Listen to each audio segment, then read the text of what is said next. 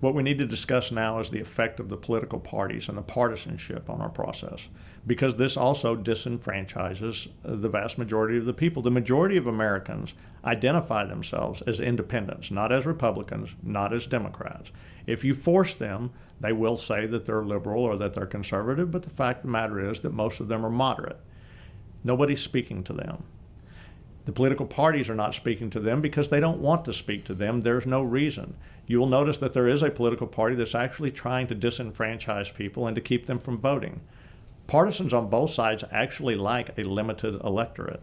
The smaller number of people they have to manipulate, the easier it is to manipulate them. They wouldn't know what to do if 100% of the voters showed up.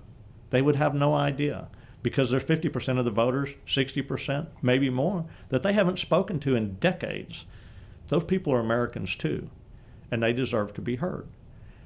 What we have right now is a situation that allows the political parties, and they do it complicitly, to gerrymander, to redistrict in their own favor. The courts have actually found that they are allowed to include incumbent protection as a viable criteria in redistricting. I know it is totally illogical, but the courts have found that. This is something that will need to be addressed probably by constitutional amendment as well. What a lot of people don't know as well is that Article 1 and Section 4 of the Constitution actually gives the Congress the power to make all these changes without being forced to by a constitutional amendment, but clearly they're not interested in doing that.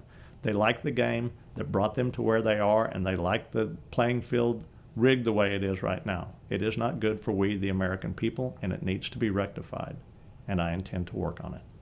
I'm Mark Greene, and I approve this message.